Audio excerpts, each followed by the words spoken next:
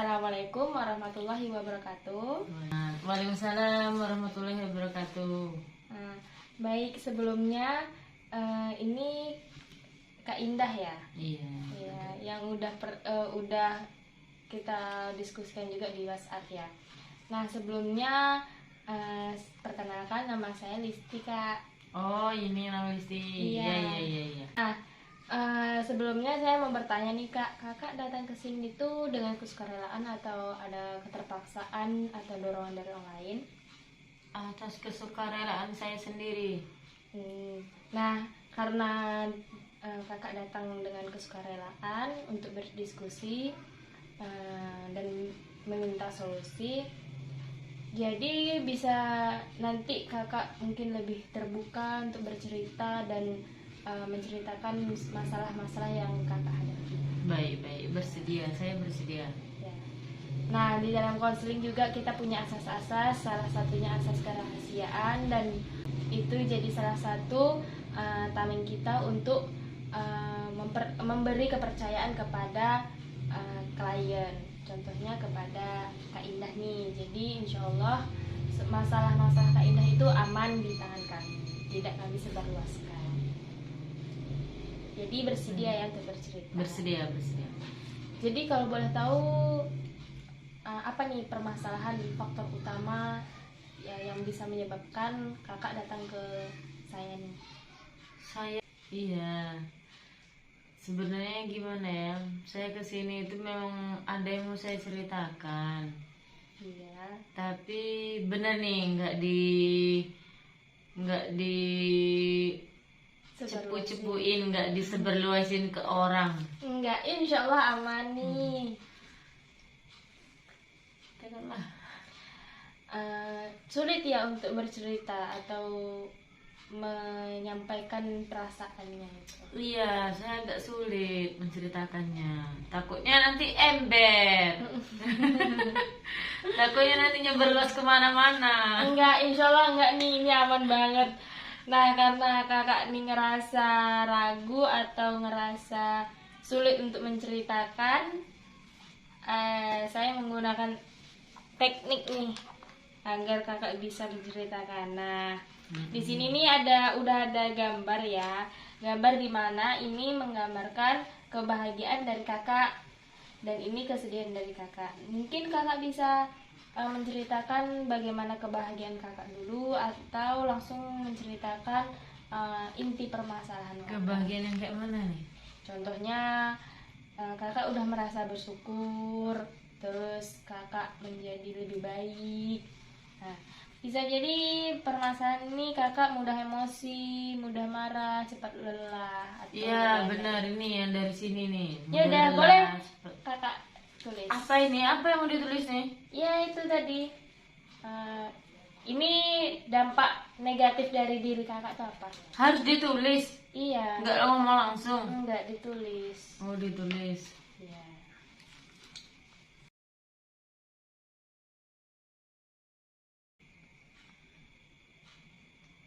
Banyak nih yang mau ditulis. Sebanyak permasalahan kakak aja. Lagi ya.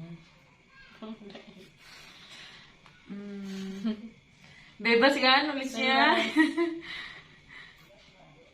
Nah.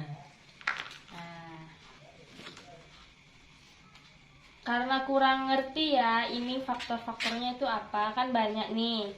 Kalau boleh tahu dari segi cepat lelah, itu kenapa sering lelahnya itu karena apa? Kalau sekarang dibilang sering lelah tuh banyak kali faktornya. Saya kan di rumah tuh rame, ada anak kecil, orang dewasa 2. Itu yang buat saya tuh lelah tuh. Yang pertama udah kehabisan emosi, udah kehabisan tenaga, ngejar rumah semuanya, ditambah anak nangis, ditambah 2 orang yang dewasa ini. Kadang aduh ya Allah, kadang nggak mengikuti aturan-aturan yang saya buat. Ini yang faktornya sebenarnya nih. Seharusnya 2 orang inilah yang mengerti posisi saya ada anak kecil. Iya. Oh, selain faktor lelah nih, di sini ada gambar kayak mata uang ya. Ini bisa diceritain, ini kenapa dengan permasalahan keuangan, mungkin ekonomi. Ya karena itu tadi perekonomian nggak stabil, terus keadaan rumah kayak gitu, udah lagi capek-capeknya, orang dewasa nggak mengertiin, ditambah keuangannya itu lagi nggak stabil itu, ya campur aduk semuanya.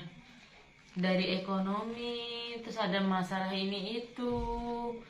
Pokoknya karena ekonomi itu nggak stabil, emosi kita tuh meluap-luap gitu.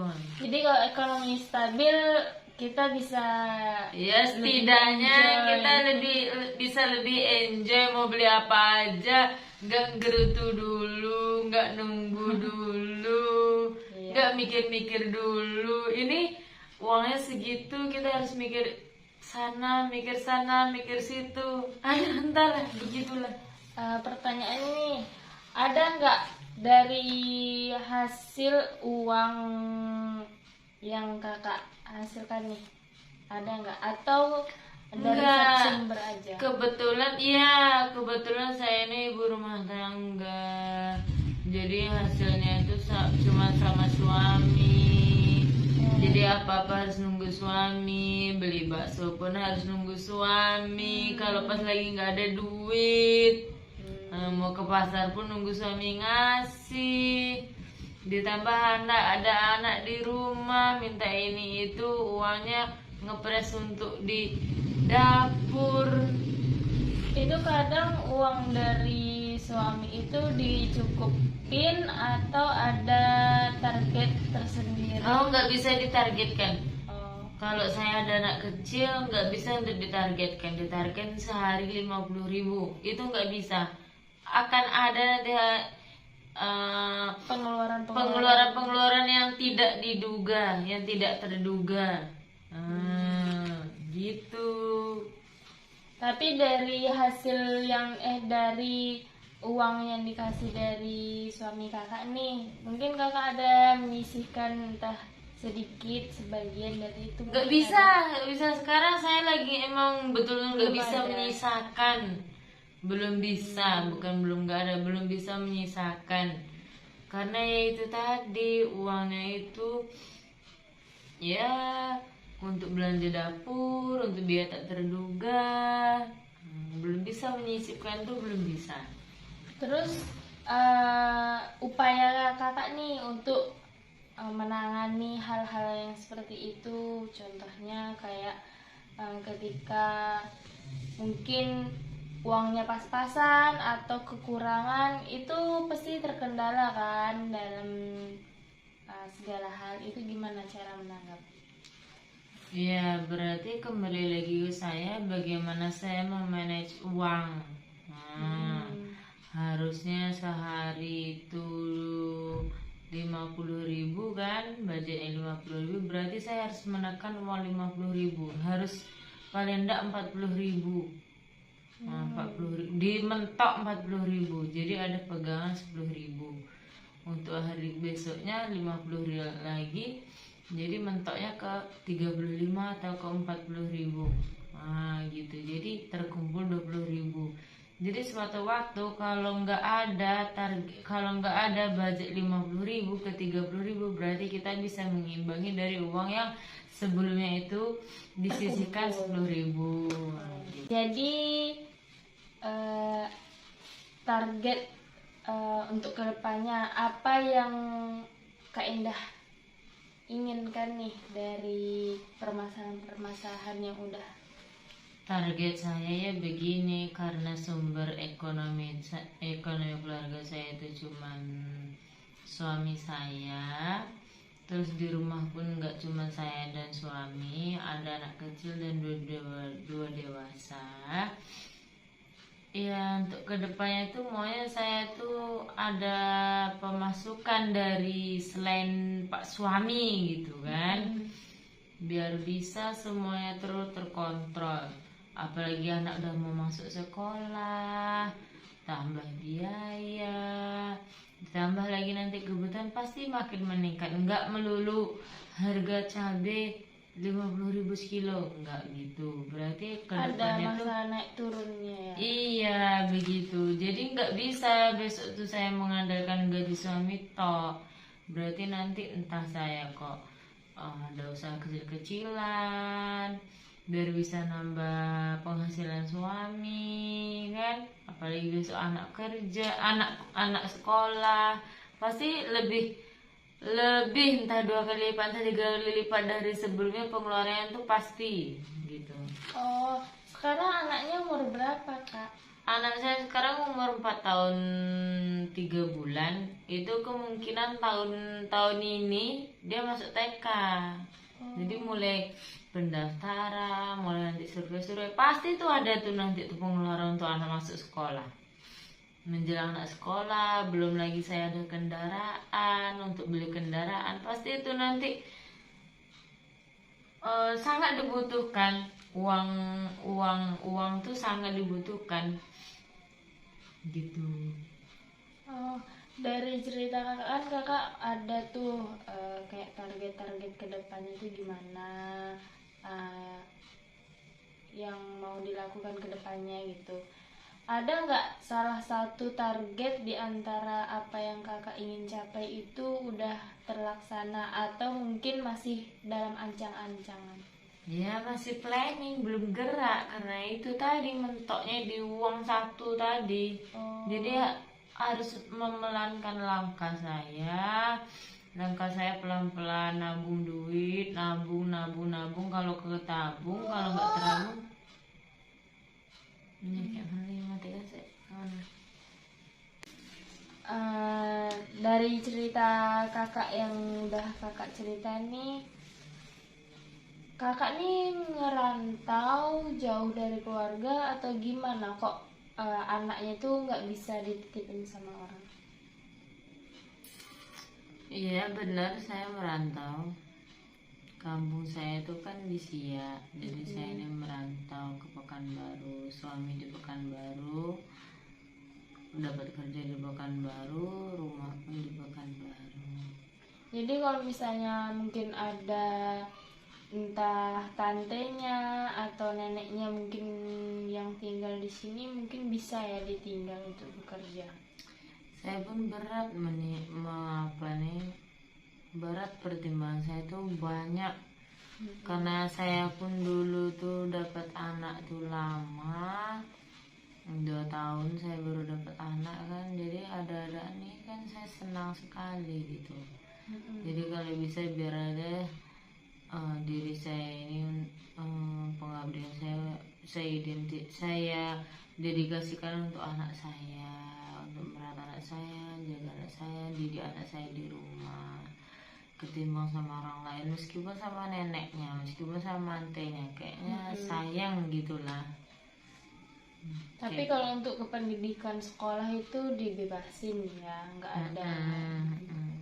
Ya itu karena saya ini pun, saya sendiri pun di rumah nggak ngapa-ngapain kan, makanya saya tuh ya jaga anak full di sekolah, jaga anak full di rumah itu memang suatu keharusan sih bagi saya, suatu kebahagiaan untuk diri saya sendiri, bisa ngasuh anak sendiri di rumah gitu. Mungkin ada tantangan yang berat atau gimana dengan kakak ini mengasuh anak kakak? Tantangan yang berat apa ya? Yaitu tantangan yang berat saya bagaimana saya bisa mendidik anak saya. Karena saya ibunya sendiri, harusnya saya lebih bisa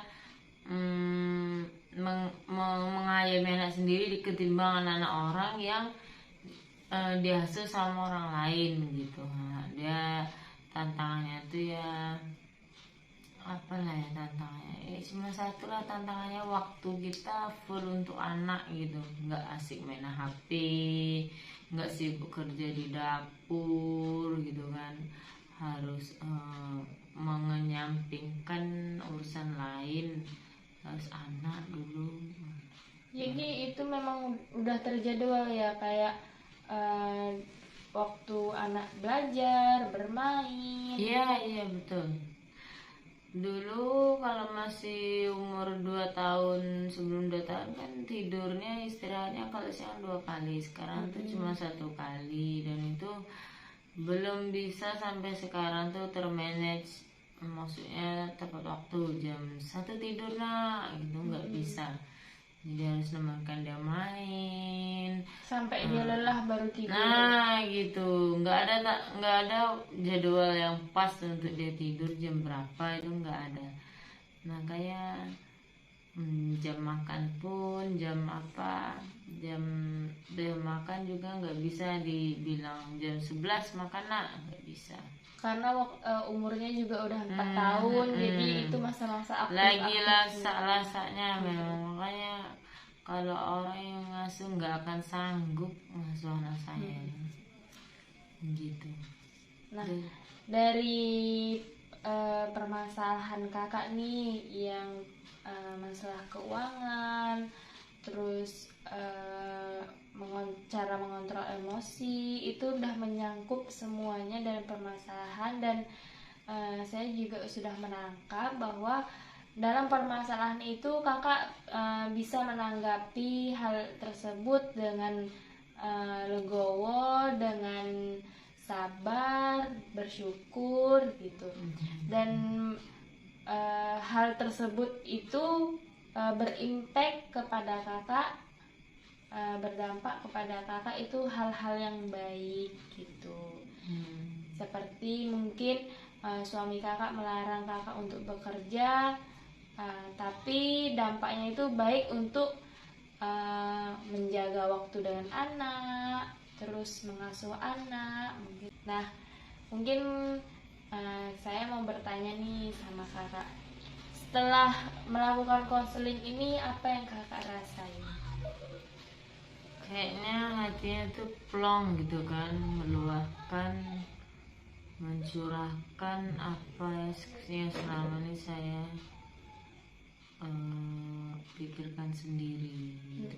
Dengan bercerita kepada ibu kan, harapan saya itu dapat solusi gitu kan, dapat solusi dari apa yang saya rasakan, apa yang saya inginkan, masalah yang ada di diri saya gitu.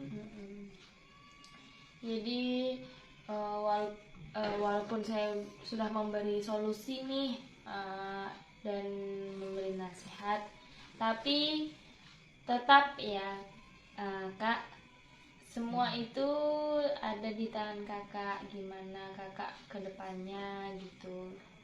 Konselor itu hanya memberi solusi saja, yang mengambil keputusan itu tetap kakak gitu. Nah, kemungkinan kalau misalnya kakak ingin berkonsultasi lagi, melakukan konseling lagi, bisa dilanjutkan untuk minggu depan atau lain waktu yang mungkin ada waktu kosong untuk kakak konseling dengan saya. Cuman kalau misalnya konseling ini udah cukup menurut kakak, terus kakak berdampak setelah ini lebih baik dan lebih bagus, ya mungkin 1 kali patungan aja gitu. Begitu. Iya. Terima kasih ya kak sudah sukarela datang kepada saya untuk berkonsultasi dan konseling.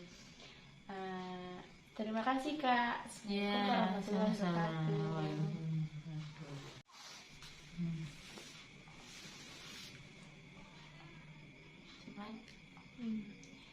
Jadi planning kakak nih, kalau boleh tahu apa untuk kedepannya? Karena kan kakak udah menargetkan kan kalau tahun ini anak kakak tuh harus sekolah, terus kakak harus nabung juga untuk kedepannya. Ya mau nggak mau memang harus ada sampingan selain suami. Sampingan selain suami itu entah penghasilan dari saya atau suami saya itu selain gaji dari kantor harus ada kan. Kalau enggak ya nggak bakalan tertutupin ini yang satu ini, karena untuk makan aja kan, untuk makan pokok aja dari gaji. gitu. Mau nggak mau entah suami entah saya besok bikin usaha gitu, harus ada sampingan. Itu pun mulainya dari sekarang. Tapi itu udah direncanakan ya dari Udah sekarang. direncanakan. Jadi memang tinggal menunggu uang tuh ada. Ya begitu, tunggu ada modal. Kayak mana kita mau usaha kalau nggak ada modal kan? Tapi kadang kalau misalnya keuangan suami nih menurun, terus gimana tuh cara kakak menanggapi keadaan suaminya? Kayak mana kalau keuangannya turun, kayak mana ya, pasrah aja lah lagi sambil cari-cari sampingan, karena saya pun ibu rumah tangga yang tidak dibolehkan bekerja sama suami. Terpaksa saya harus memang minta aja lagi sama suami. Suami kan nggak boleh saya kerja, di rumah aja jagain anak, ngurus keluarga lah di rumah. Jadi ya saya pun nggak bisa bantu apa-apa selain saya punya penghasilan memang dari rumah gitu. Nah, Itu dari sebagai berumah tangga nih, baru-baru ini aja atau dulu pernah bekerja? enggak, kebetulan saya habis kuliah itu langsung nikah kan. Jadi habis nikah itu saya tidak diizinkan kerja sama suami. Tapi sebelum suami saya dapat kantor tuh dulu saya sempat ngajar MDA yang gajinya pun tak seberapa, tapi sangat bersyukur lah ya, karena dulu itu pun belum ada anak, masih kita cuma berdua, masih tertutupi lah.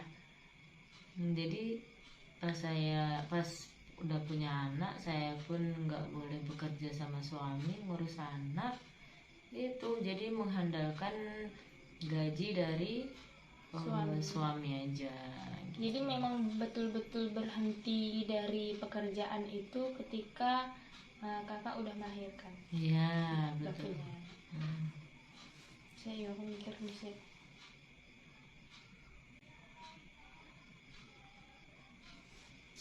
Oke, ini pertanyaannya.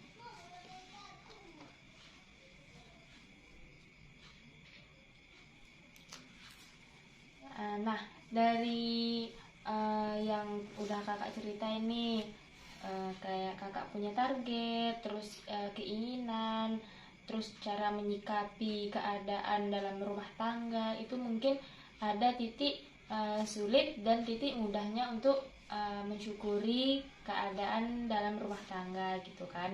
Nah, saya akan menanyakan itu bagaimana kakak tuh menilai diri kakak dalam berproses itu gimana? Sangat sulit. Kok sangat sulit sih? Proses saya tuh gimana ya, kalau dibilang proses, yang namanya proses tuh kan kita tuh harus mencintai proses ya, cintai prosesnya kata orang. Yaitu mulai dari dulu saya bisa menikmati hasil sendiri, dari saya mengajar, kemudian tiba-tiba saya ada anak kan, nggak boleh bekerja, pengeluaran makin bertambah, tapi hasil sumbernya cuma dari suami, ya kayak mana lagi. Jadi kakak menyikapi diri kakak itu udah termasuk orang yang cukup bersyukur dan sabar ya. Oh gitu ya. Iya. Berarti saya ini termasuk orang yang paling sabar. Iya, dalam menang. Maksudku kue sing ngomong kayak mana, bukan aku. Iya. Tapi ya termasuk kayak mana ya, saya itu termasuk menerima lah gitu kan, dengan keadaan seperti ini. Masih duduk sama suami, nggak boleh kerja. Ya gitulah, saya memang harus menyukai proses saya. Tapi keinginan untuk bekerja itu ada nggak di dalam diri kakak? Keinginan bekerja ada, cuman kalau nggak diizinkan sama suami ya kayak mana. Nah, gitu. Pernah menanyakan nggak alasan kenapa tidak diizinkan bekerja?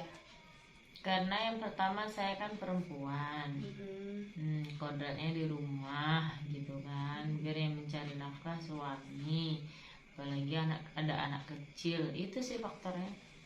Tambahi faktor anakmu lebih lebih lagi anak saya itu gini, aktif di rumah, memang harus ada saya pun nggak tega kalau ninggalin anak saya kan. Tambah lagi nanti kalau seandainya jajannya lagi kan, uang jajannya lebih banyak lagi, ya gitu lah. Mungkin itu yang jadi pertimbangan untuk saya nggak kerja, terus uang memang harus ada pegangan uang, nggak bisa saya nggak ada megang uang gitu. Nanti gajinya nggak seberapa tapi pengeluaran dari jajan anaknya, gitu. dari uang bensinnya mungkin. Iya, itu karena itulah kalau diingat-ingat kalau kerjanya cuman kerja yang nggak seberapa gajinya, lebih baik di rumah aja gitu daripada saya harus bekerja kayak dulu ngajar MDA yang nggak seberapa gajinya.